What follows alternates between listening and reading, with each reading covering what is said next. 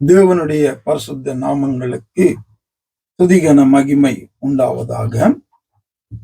ஜீவ வார்த்தைகள் என்கிறதான இந்த நிகழ்ச்சியின் மூலம் உங்களை சந்திப்பதில் மிகுந்த சந்தோஷம். ஆண்டவருடைய சத்தியத்தை சத்தியமாக பேச ஆண்டவர் தந்த கிருபைக்காய் அவருக்கு துதிகன மகிமை உண்டாவதாக. ரோமர் 1வது அதிகாரத்திலிருந்து அநேக காரியங்களை பார்த்தோம். இந்த நாட்களிலும் எங்களுடைய வாழ்க்கையில இருக்கக்கூடாத, தேவன் அருவருக்கிற, நாங்கள் விட்டுவிட வேண்டிய காரியங்களை நாங்கள் பார்த்து கொண்டு வருகிறோம். நேற்றைக்கு பார்த்தோம், பெற்றாருக்கு கீழ்ப்படியாதவர்கள் என்பதை குறித்து. அந்த பெற்றோர்களை கவனிக்க வேண்டும், அன்பு காட்ட வேண்டும், விசாரிக்க வேண்டும், உங்களோடு வைத்திருக்க வேண்டும் என்பதை குறித்து பேசினேன். இந்த நாட்களிலும் 30வது வசனம், புறங்கூறுகிறவர்களுமாய், மன்னிக்கணும், 31வது வசனம், உணர்வில்லாதவர்களுமாய். உணர்வு, இந்த உணர்வு என்பது தேவன் எங்களுடைய ஒவ்வொருத்தருடைய வாழ்க்கையிலும் அவர் எதிர்பார்க்கிற காரியம். அவருடைய வார்த்தையை பேசும்போது, அவர் கண்டிக்கும் போது, உணர்த்தும் போது, இடைப்படும் போது நாங்கள் உணர்வடைய வேண்டும், உணர்ந்து கொள்ள வேண்டும், புரிந்து கொள்ள வேண்டும், புரிந்து அதன்படி வாழ வேண்டும் என்று என் ஆண்டவர் ஆகிய இயேசு, தெய்வம், பிதா, ஆவியானவர் ரட்சிக்கப்பட்ட ஒவ்வொருத்தருடைய வாழ்க்கையிலையும் அவர் அதை எதிர்பார்க்கிறார். அதுக்குத்தான் சுவிசேஷகம், அதுக்குத்தான் சத்தியம், அதுக்குத்தான் வேதம். யோவான் 16:8 ஆவியை குறித்து, பரிசுத்த ஆவியானவரை குறித்து ஆண்டவராகிய இயேசு சொல்லும் போது, அவர் வரும்போது பாவத்தை, நீதியை, நியாய தீர்ப்பை குறித்து கண்டித்து உணர்த்துவார். விதைக்கிறவர்களுடைய உவமையை குறித்து என் ஆண்டவர் சொல்லும் போது, மத்தேயு 13 உணர்வடைந்தவர்கள் 100, 60, 30 பலன் கொடுப்பார்கள் என்று சொல்லுகிறார். சீசர்களோடு பேசும்போது, நீங்கள் இன்னும் உணர்வில்லாதவர்களாய் இருக்கிறீர்களா என்று ஆண்டவர் கேட்கிறார்.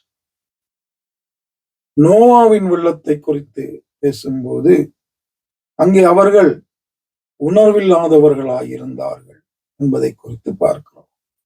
இப்ப இந்த உணர்வு, என் ஆண்டவருடைய வசனத்தை ஒருத்தன் கேட்க, ஒருத்தர் படிக்க, தியானி கேட்க, அதை உணர்ந்து கொள்ளணும். ஆண்டவர் என்ன சொல்லுகிறார், என்ன பேசுகிறார், இதன் மூலமாக எதை நான் செய்ய வேண்டும், எதை நான் விட வேண்டும் என்பதை நான் உணர்ந்து, ஆவியானவர் பாவத்தை, நீதியை, நியாயத்தை குறித்து கண்டித்து உணர்த்துவார். அவர் ஆவியானவர் வரும்போது அவருடைய முக்கியமான பிரதானமான வேலை பாவத்தை, நீதியை, நியாயத்தை குறித்து கண்டித்து உணர்த்துகிறது சத்தியத்தின் மூலமாய். அப்படி உணர்த்தும் போது உணரணும், ஓ நாம் பாவிதான், என்னிடத்துல இன்னும் பாவம் இருக்குத்தான், தேவன் விரும்பாத காரியங்கள் உண்டுதான், நான் தேவனை தூசிக்கிறவனாக, என்னுடைய பேருக்காக, புகழுக்காக, லாபத்துக்காக வாழுகிறேன், இது பிழை, விரோதமான காரியம், உணர்வடையணும்.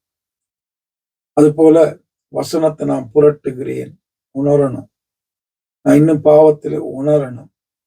உணர்றது மட்டுமில்லை, அதுல இருந்து வெளியில வரணும். உணர்கிற அடுத்த காரியம் பாவத்தை, நீதியை, நியாயத்தை கண்டித்து உணர்த்தும் போது அதுல இருந்து வெளியில வரணும்.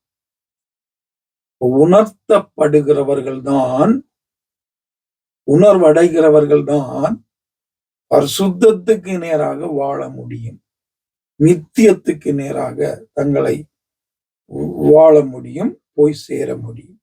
உணர்வில்லாத இருதயம் இருக்குமாயிருந்தால் அங்க அடுத்தது அழிவு, நரகம், பாதாளம், தள்ளப்படுதல்.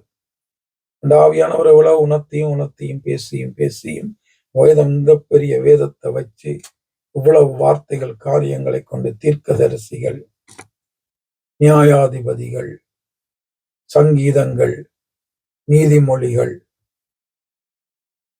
சுவிசேஷங்கள் இவைகள் மூலமாக பேசியும் இன்னும் உணர்வில்லாதபடி எங்கட இஷ்டப்படி நாங்க வாழ்வோமா இருந்தா எங்களை மாறி பரிதவிக்கப்பட்டவர்கள் யாரும் கிடையாது. ஆகவே சத்தியத்தை நேசிக்கணும், முதலிடம் கொடுக்கணும், தேடணும், தியானிக்கணும், உணர்வடையணும், அதன்படி வாழணும்.